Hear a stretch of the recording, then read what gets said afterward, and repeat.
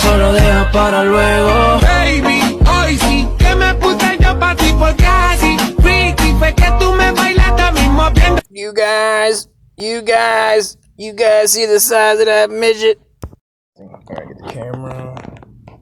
Camera is up and running. What's up, everybody? Broadcasting live from fucking Loma Linda Laundromat. Where you can come down and do your fucking laundry, get you a Chinese donut. He's got some camos on. What's up, Chinese? Chinese is living the dream, dude. Shout out to Chinese people in Loma Linda, dude. You guys don't get enough love. You know what I mean? You're over here just fucking supplying the fat sweet tooths of these fucking gluttonous cunts in the city of beautiful Loma Linda, centrally located in the Inland Empire, not anywhere near Cerritos Auto Square. And you know what, you guys? I was feeling a little down this morning. I got into it with my wife. My son got in an accident, and it wasn't his fault. You know, he got rear-ended. But at 19, almost 19 now, I feel like she's babying him too much. I'm saying, thank God they're not hurt. Okay, after that's all said and done, it's like, to become a man and a human being in general, a responsible, self-reliant man, okay, you have to deal with things. You have to deal with uncomfortable situations, and yes, you ask questions. You can, but you're handling it yourself. You want to handle it yourself. I don't know this new, there's a certain amount of babying, and these people, what are they, you know, late bloomers, or what the fuck they call it, failure launches, where it's like they never have to deal with anything themselves. You know, like when I was a kid, I wanted to deal with shit myself. I don't know if that's done. It's like, what happened? Why the fuck don't people deal with shit themselves? Yeah, if you don't know an answer or this or that, it's fine. You ask people. You parents, uncles, friends, fucking, if you have to, you Google this shit. You know, I didn't have, dude, if I'd have had Google when I was a kid, and I'd have fucking dominated, dude, I wouldn't have got suckered into joining the military.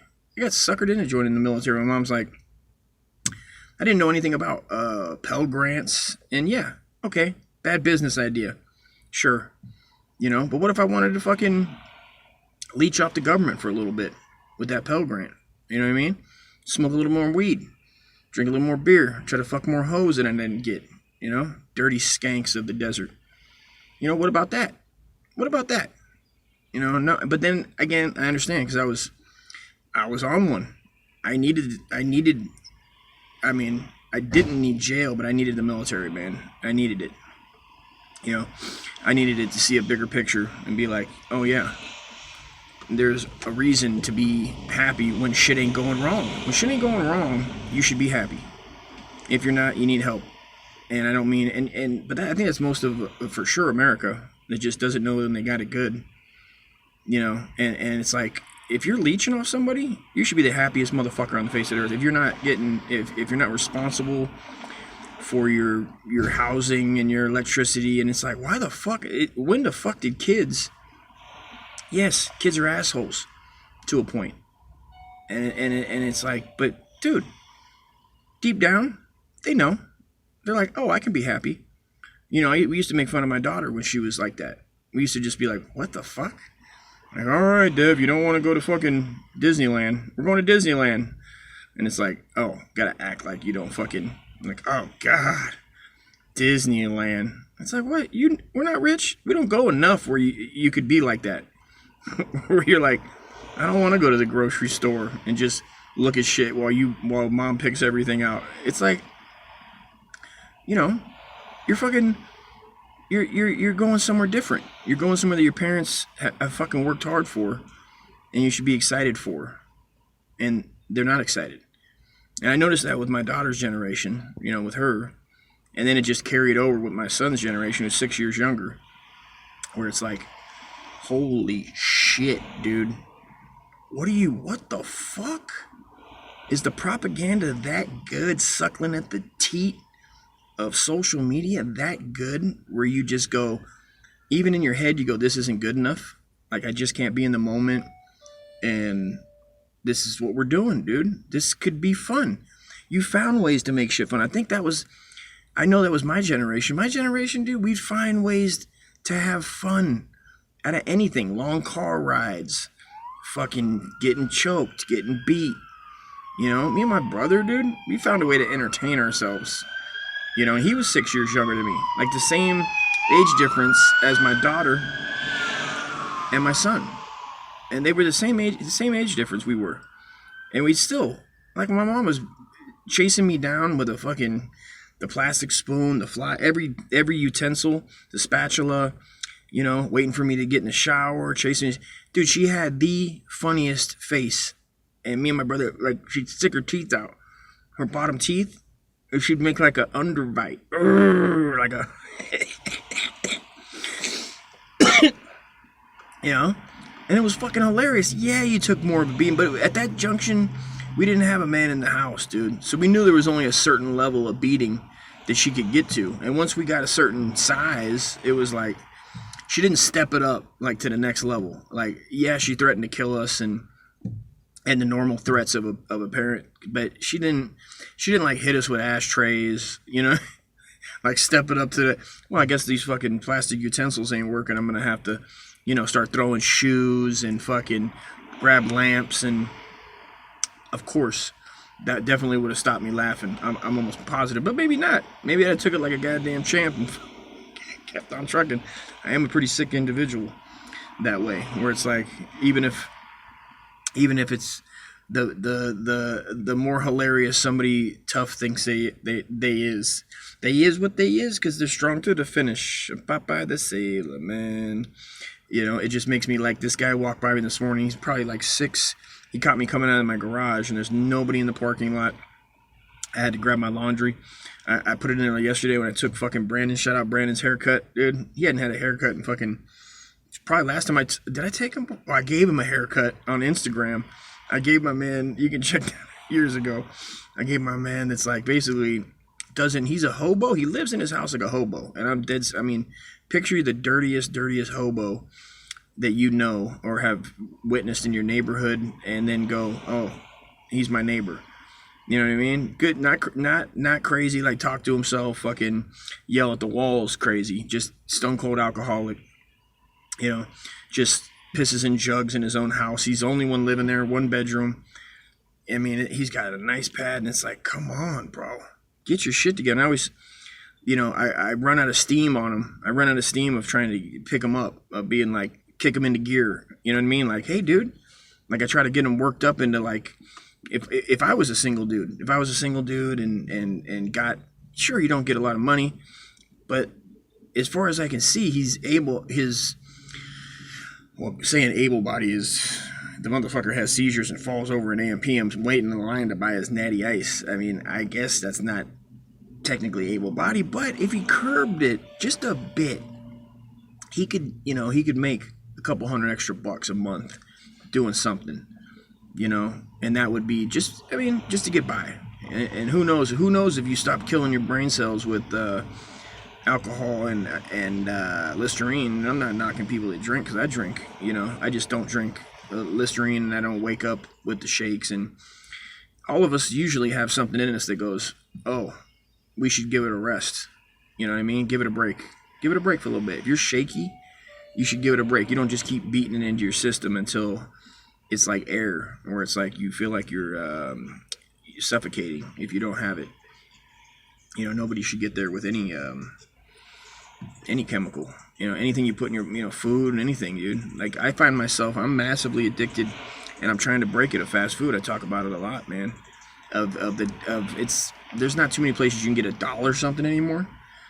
It's not, at least where I'm at, you know. So that's one thing, because it used to be $1. You could, for like $2, $3, you could jam the most disgusting burger, nuggets, a chili. Go to Wendy's and hit them with a chili. And, you know, they had $1 chili. Then you get a double stack, the 2 patties, 2 slices of cheeses, onions, pickles, you know, mustard, ketchup, buck. Made you hungry with that one, huh? And then, you know, and then some fries. Or you could double down and get get a chicken burger. Like my brother says, get a little chicken sandwich with the lettuce, a little chicken patty that looks pathetic. And it's all pathetic when you look at it. It's very pathetic. So when you eat that, you feel pathetic. None of it looks good.